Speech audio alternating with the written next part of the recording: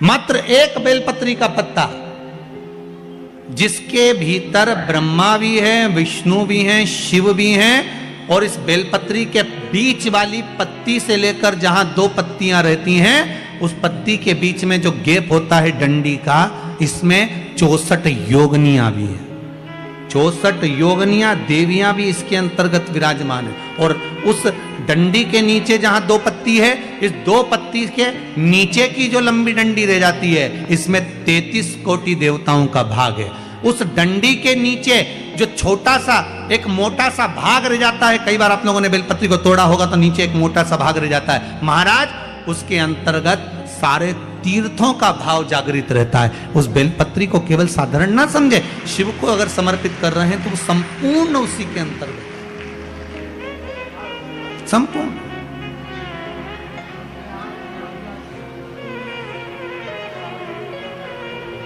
केवल आप लोगों ने बेलपत्र अगर कभी शिवजी पे चढ़ी हुई, हम तो कई बार निवेदन करते हैं कि आप उसका सेवन हफ्ते में एक बार, जिसको भी शुगर हो, बीपी हो, थायराइड हो, हफ्ते में एक बार शंकर जी पे चढ़ी हुई बेलपत्र अवधूतेश्वर महादेव के नाम से, कौन से महादेव? अवधूतेश्वर महादेव के नाम से खाना प्रारंभ कर देना चाहिए हफ्ते में एक बार। और जिसके भी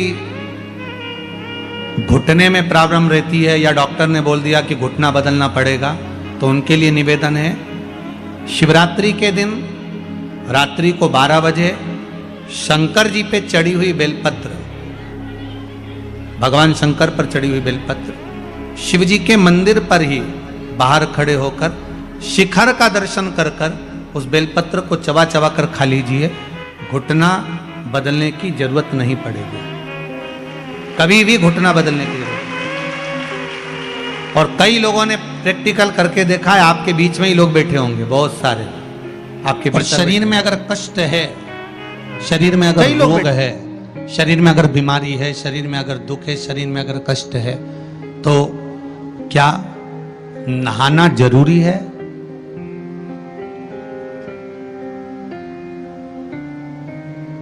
शिव महापुराण की कथा कर रही है, मत नहाओ, स्नान कर लो।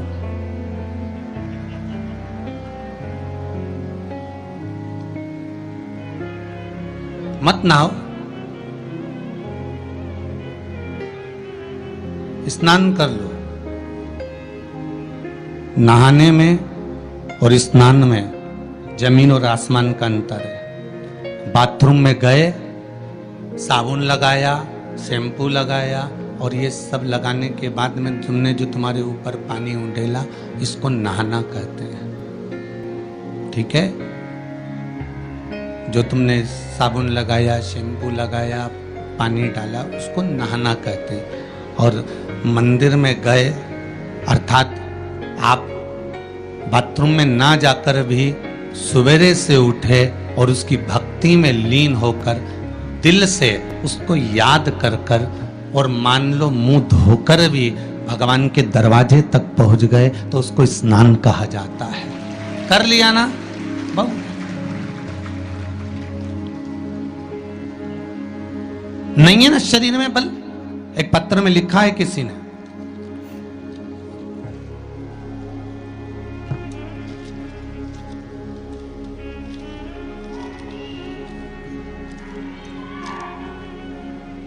मैं बदनावर धार के पास बालोदा में रहती हूँ। मेरा नाम शांति बाई कुमावत है। कहीं बैठी हो तो खड़ी हो जाए। आप ही हैं? दोनों हाथ हिला दो एक बार। मेरा नाम शांति बाई कुमावत है। गुरुदेव, आज मैं अपने पैरों पर खड़ी हूं और घूम रही हूं, ये शिव की ही कृपा है, शंकर की कृपा है। मैं कैंसर से पीड़ित हूं, बहुत सारे अस्पतालों में मेरा इलाज हुआ है। ऐसा कोई हॉस्पिटल गुजरात का, राजस्थान का और महाराष्ट्र का नहीं जहां पर मेरा इलाज नहीं हुआ।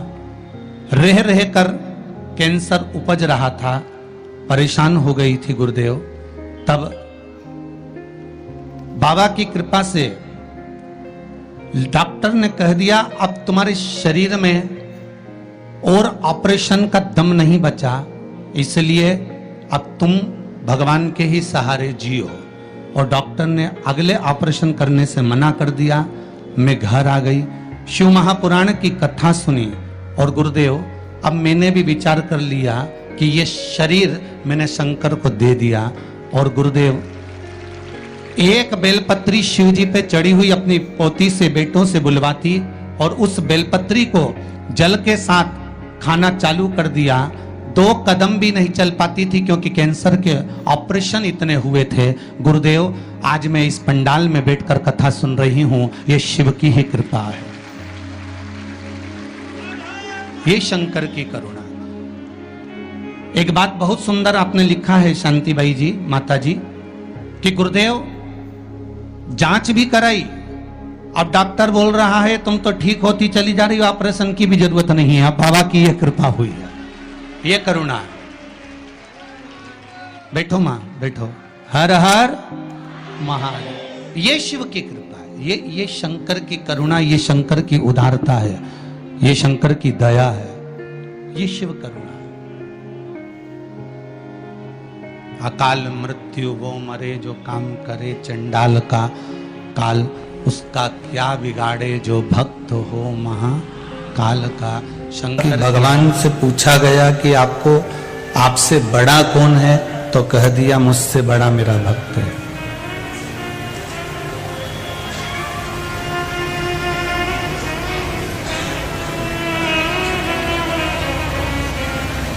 मुझसे बड़ा मेरा भक्त है और मैं भक्त के अधीन हूं।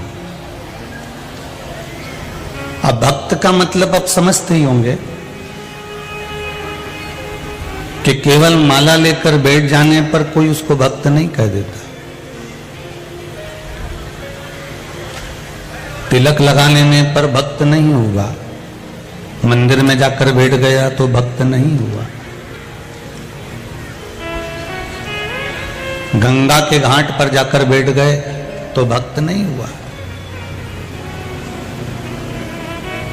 शिव महापुराण की कथा कहती है कि भक्त का जो मतलब है कि वो भगवान को दिखावे से प्रसन्न ना करे, वो भगवान को केवल निर्मल मन सो मोहि पावा और मोहि छल छिद्र कपट ना भावा। भगवान को केवल जो भाव से प्रकट करता है वही भक्त है। तुम्हारे पास में कितनी संपदा है, कितनी दौलत है, कितना धन है, कितनी सत्ता है आपका, कितना नाम है आपका, कितना वैभव है आपका, भगवान को इससे कोई फर्क नहीं पड़ता। आपके वैभव से, आपके धन से, आपकी संपदा से, आपकी दौलत से भगवान को कोई फर्क नहीं पड़ता।